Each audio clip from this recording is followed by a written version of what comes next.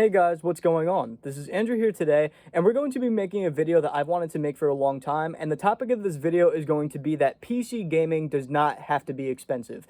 This video came out of inspiration from watching Greenham Gaming for years on end, as well as watching YouTubers like Random Gaming in HD that make videos based off of budget PC builds. So what I decided to do was get a Dell Optiplex for as cheap as I can find one for, as well as having it at a good spec range to where it would actually be useful. So let's start talking about what I got here. Alright guys, so I tried to make everything in this setup as cheap as I could. Basically, my goal was to get it under $100, and we by far had this under $100. So my keyboard and mouse combo that I got a very long time ago when I first built my PC is a $25 keyboard and mouse combo called the CM Storm Devastator. There are new iterations of this keyboard, but this is the Gen 1 CM Storm Devastator. This one glows red. The mouse also glows red, so got this one very cheap. I use this as my main gaming mouse and keyboard for a very long time until I got one from Marshall's and then eventually upgraded again to my Razer keyboard. But very cheap and very effective, so you can get stuff like this for very cheap. And even if you don't want a gaming keyboard, you know, you can find other cheap ones if you're not looking to get the best of the best. But other than that, you know, when it comes to monitors, you can basically find a lot of stuff for cheap. This is just one I had lying around. I decided not to buy this one. Basically, if you go on the Facebook Marketplace or any other listing place where they list local stuff, a lot of times you can find stuff for pretty cheap or even find it for free. I guarantee if you found something like this, the person would just be giving it away, not even selling it, just giving it away. A perfect example of getting a good deal for me, something that I lucked out on, is I got this 32-inch Samsung TV, which is 1080p, and it was only $20. The guy only charged me $20 because he couldn't find the remote, but luckily I knew how to do it without the remote, so I didn't care about that. And you know, I got myself a $20 LG TV. But you know, that's not part of the setup. That's just an example. Everything right here is the keyboard and the mouse and the monitor. But the biggest thing about this setup is my Dell Optiplex machine right here. So this Dell Optiplex features an i5-3470 in there. It's got 6 gigs of RAM.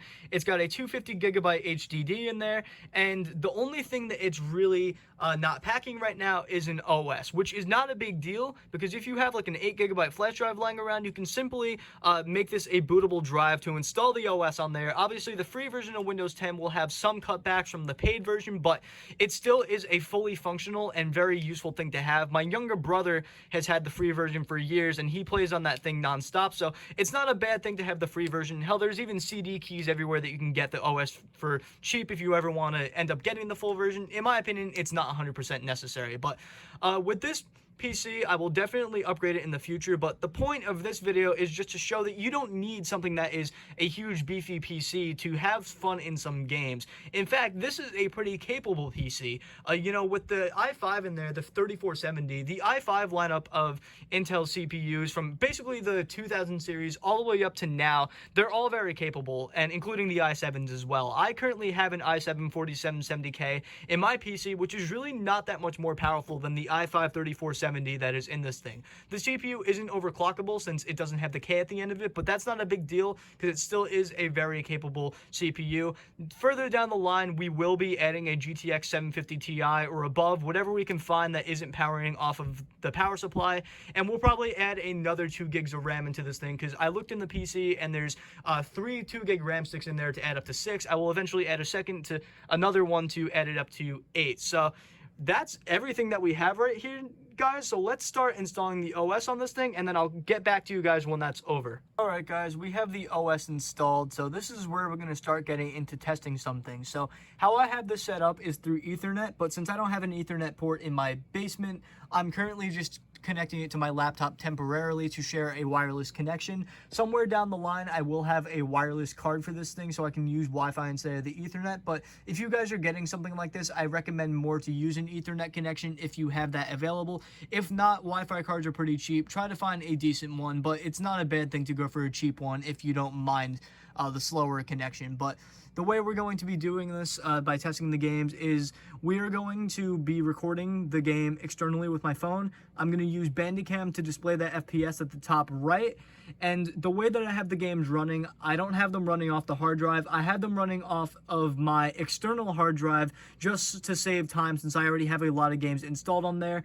And that way I don't have to keep installing and uninstalling games off of the hard drive of this computer. So the external hard drive doesn't count as part of this video. It's just being used just to show how this computer performs. So with that being said, guys, let's start looking at some games. Alright guys, to start off, we're going to be playing Sonic Adventure 2, which came with quite a bit of glitches, mainly on the first level of the game. I didn't have problems with any of the dark parts, but I'm just showing what's happening here. So I'm running the game in 1024 by 768 instead of running it at a 1280 by 1024, because when I was running it at that higher resolution, it was causing the game to have a lot of frame drops. And unfortunately, with a game like this game is solely based off of that frame rate, and when it goes higher or lower, it will cause the game to slow down or speed up. So I want to make this as much as a consistent 60 FPS as possible, so I'm focusing on doing it with just the simply 1024 by 768 instead of the 800 by 600. So we're still getting a good resolution while also maintaining a stable frame rate.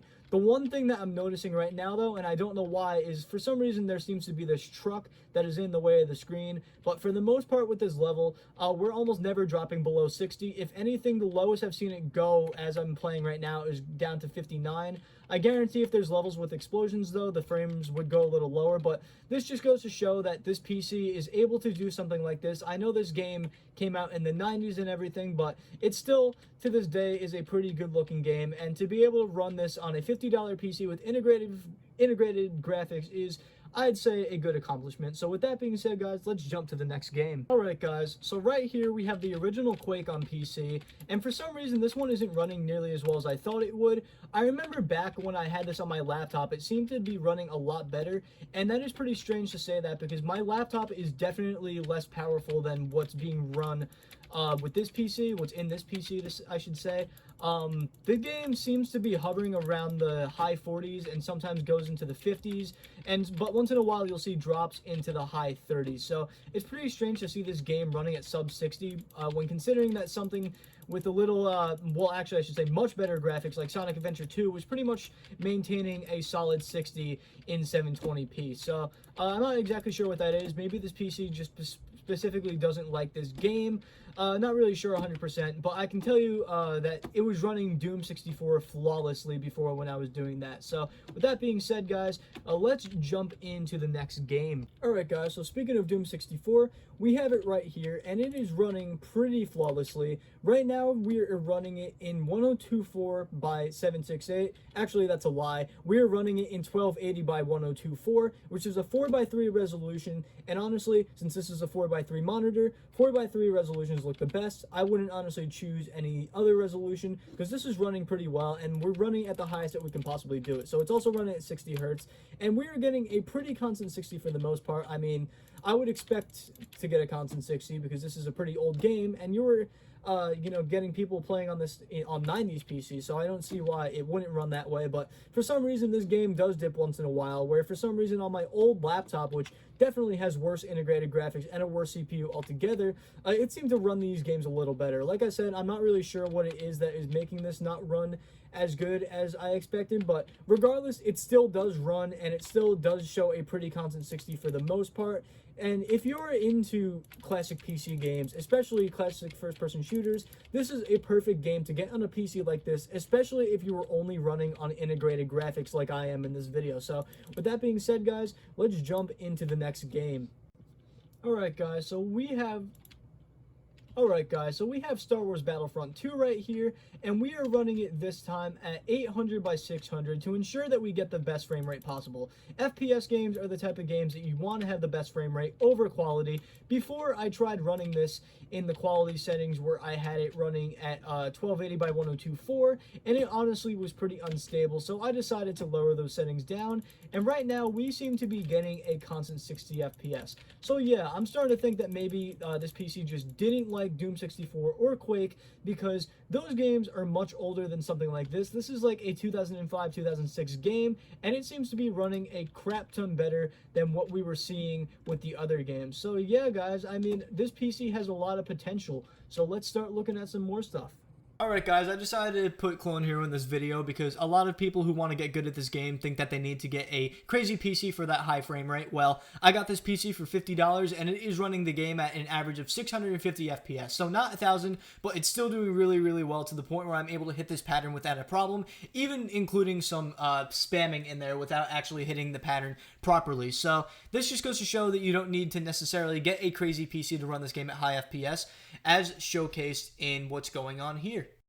Okay guys, so we are now down to playing GTA 5, and I figured this was a perfect game to play because I thought we should try shooting for some more modern-ish titles, and as you guys can tell, this is a stuttering mess. I was able to get past the first mission without an issue, but as we get into more populated areas such as this, even with the absolute minimum settings, 800 by 600, we still get quite a lot of stutter. Now, it is definitely playable. You can definitely play through these missions and play through the game. Hell, back in the day, I played through most of GTA 4, which was even more unoptimized, and, you know, that was on, like, 15 FPS. So, where it's definitely playable, it's not the best, but, I mean, we're talking about a $50 computer here without a graphics card in it, and I'd say that this is pretty impressive that it's running at all.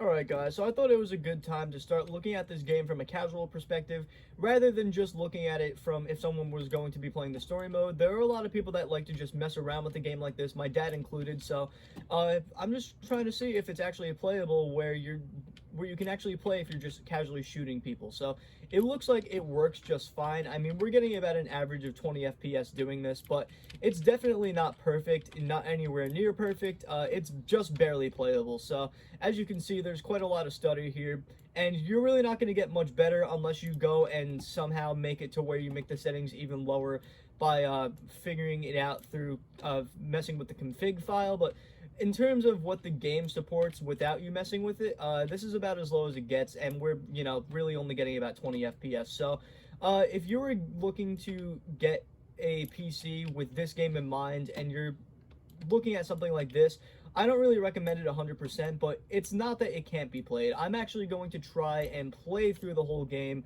with a PC like this and see how it goes. So anyway guys, let's look at another game. Alright guys, so next up we have a very popular game that is regarded as one of the best zombies games of all time when it comes to Call of Duty, and this one is Black Ops 2. We are playing the town map right now, and we are running this game at the absolute minimum settings with 800 by 600 resolution, and it is actually running pretty well. We're getting about an average of 45 FPS, but a lot of times you'll see it going into the 50s and occasionally hitting 60.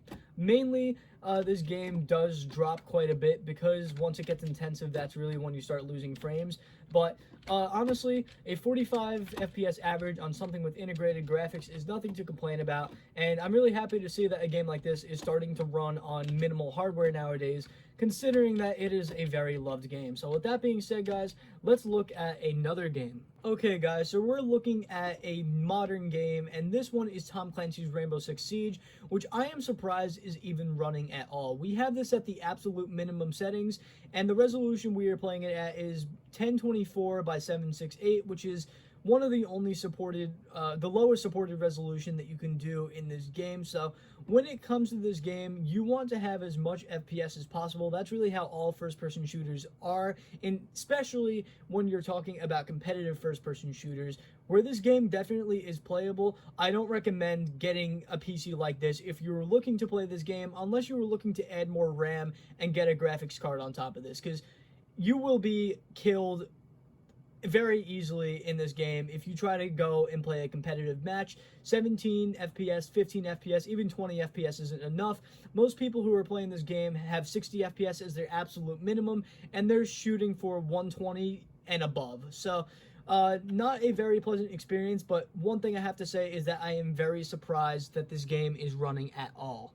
Okay guys, so the last game that we're going to be checking out today is Halo the Master Chief Collection, and the game that we're going to be looking at specifically is Halo Reach. So we have this at 25% resolution scale, minimum settings, and we're running the game at 800 by 600, so standard definition for that matter, and from what we're seeing so far, it is performing pretty nicely. So I'm not able to, for some reason, get my FPS counter to show, but just by looking at this, it feels like it is getting anywhere from 25 to 45 FPS. So I'd say the average is probably like a 26 FPS average just by looking at the screen and predicting. That's what it looks like to me. It doesn't look like a full 30, but once in a while we will see performance boost to where it looks like something like 45. So it looks pretty good. I mean, I'm not in the combat sequence yet, but if I start shooting, I mean, we don't seem to lose anything, and yeah, guys, I'd say this is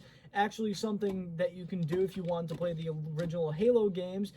This is definitely a PC for you. Just remember, you got to turn all the settings down.